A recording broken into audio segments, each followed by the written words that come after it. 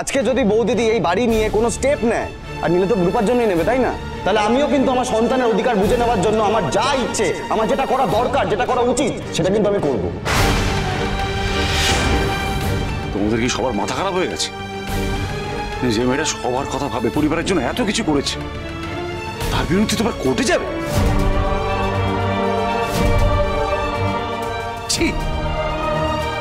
হ্যাঁ বলছি দিদিভাই, দাদা, এতগুলো বছর ধরে তোমরা যখন যা বলেছো সব কথা মাথা পেতে মেনে নিয়েছি, কোনো নিজেদের কোনো মতামত জাহির করুন।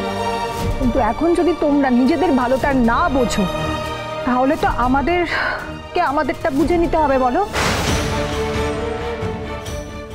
সেই জন্য আমাকে কোর্টে যেতে হলে যেতে হবে। কোর্টে যাব। কোর্টের রাস্তা তো সবার জন্যই খোলা কাকিয়া, দরকার পড়লে আমিও কোর্টে যেতে পারি, আমিও যাব।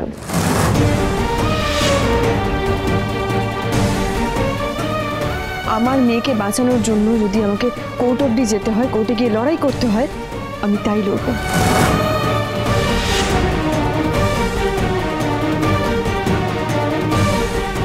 এই তো শুনলে তো সবাই।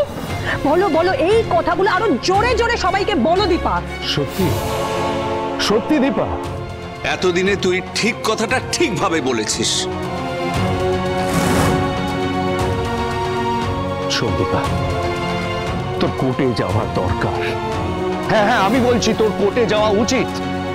সত্যি যদি এমন পরিস্থিতি তৈরি হয় যেখানে তোর অধিকারটা নিজেকে বুঝে নিতে হবে, সেদিন যাবি তুই কোর্টে, কারণ এরা ভালো করে জানে যে তুই সেটা করবি না। তাই চ্যালেঞ্জ করছে। আরে জয়, জয় বড় বড় কথা বলছে,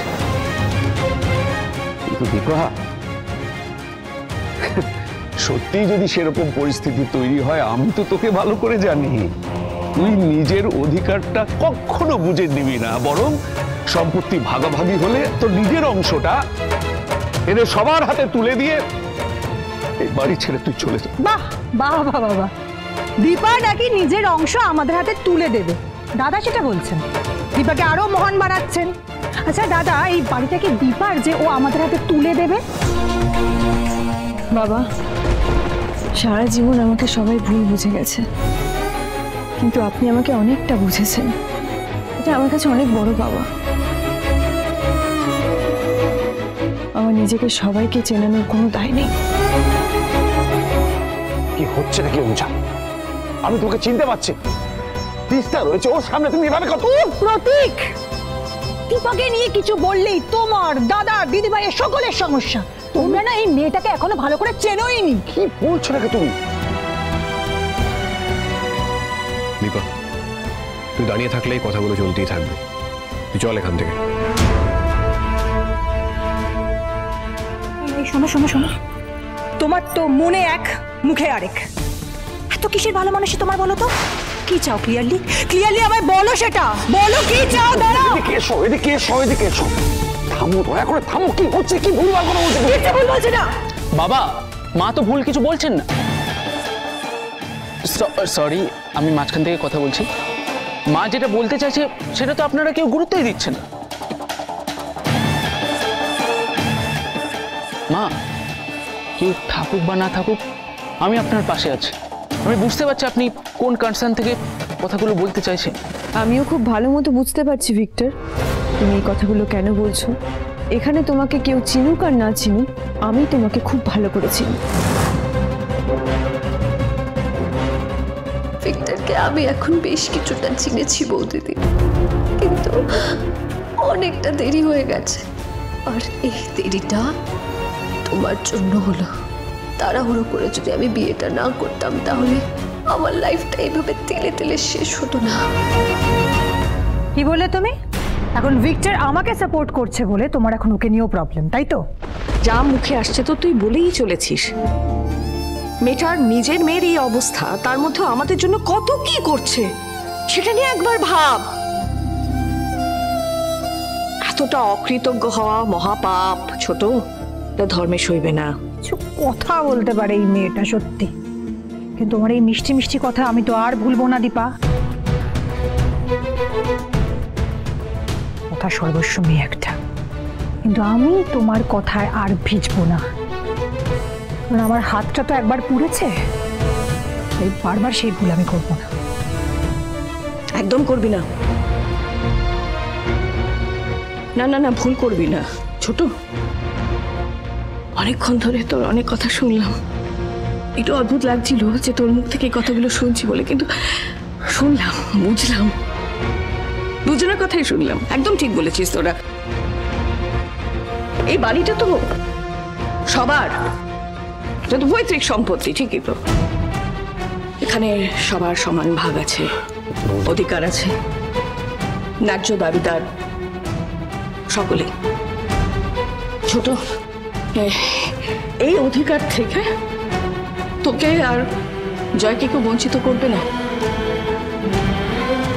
তোরা এই অধিকারটা ভালো করে বুঝে নে, হ্যাঁ, আর এই অধিকারটি তোরা থাক। কিন্তু আমাদের লাবণ্য চলে গেছে। একটা তো সামান্য একটা ব্যবসা,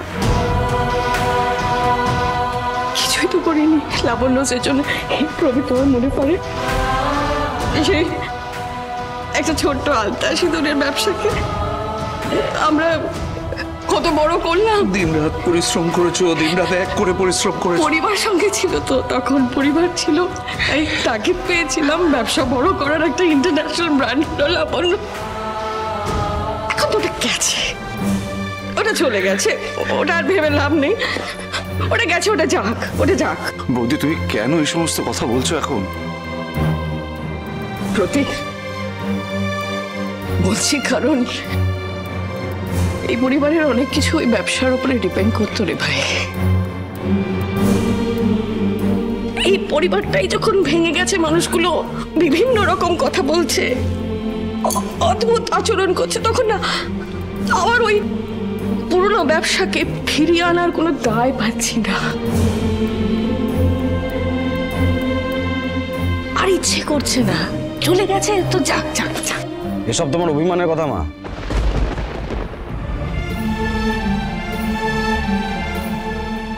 তোমার যদি মনে হয়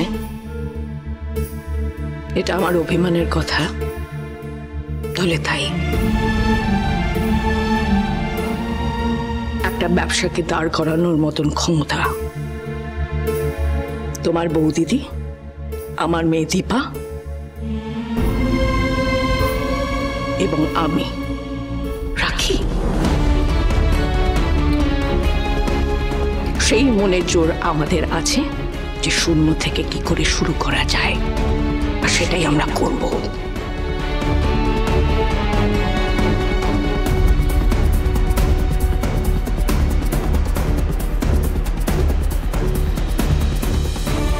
মেয়ে মা দুজনে মিলে আবার নতুন করে পথ চলা শুরু করব, আবার নতুন করে প্রমাণ করব আমরা।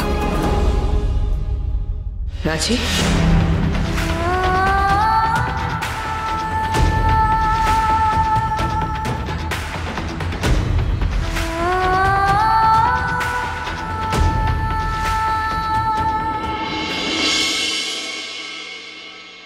রাজি।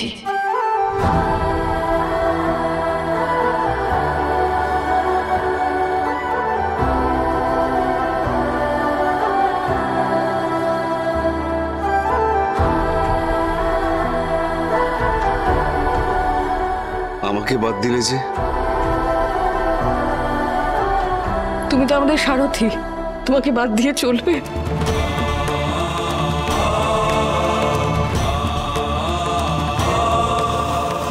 মা, আমাদের এখানে একটুও ভালো লাগছে না, চলো আমরা নিজেদের জায়গায় ফিরে যাই। শুধু তোমরা যাবে না, আমরাও সঙ্গে যাব। আমরা সকলে মিলে একসাথে থাকবো।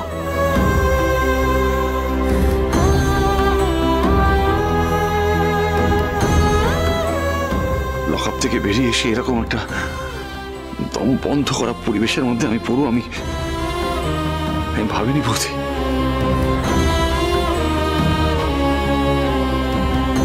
আমিও যাবো তোমাদের সঙ্গে।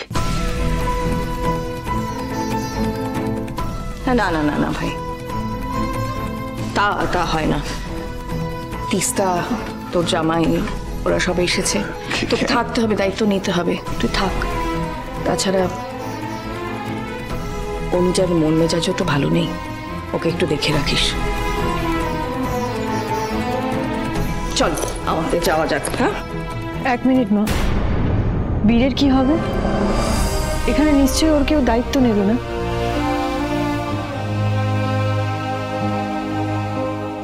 ও আমাদের সঙ্গে যাক। এখানে সবাই নিজেদের নিয়ে এমনভাবে ব্যস্ত হয়ে পড়েছে, এখানে থাকলে ওর খুব অযত্ন হবে। এই মনটাই সবার থাকে না। বীর, আজ থেকে তুমি আমাদের সঙ্গেই থাকবে। এখন থেকে তোমার সব দায়িত্ব আমার। বললাম না এই মনটা সবার থাকে না। এখানেই দীপার সাথে বাকি আর 5 জনের পার্থক্য। একবার আমারও তো মনে হয়েছিল যে বীরকে আমি অনাথ আশ্রমে দিয়ে দেব, কিন্তু পারিনি। আজও দায়িত্ব নিল। চলো এবার যাওয়া যাক। সোনা রূপা, আমরা আসি। এসো এসো এসো, চলো চলো।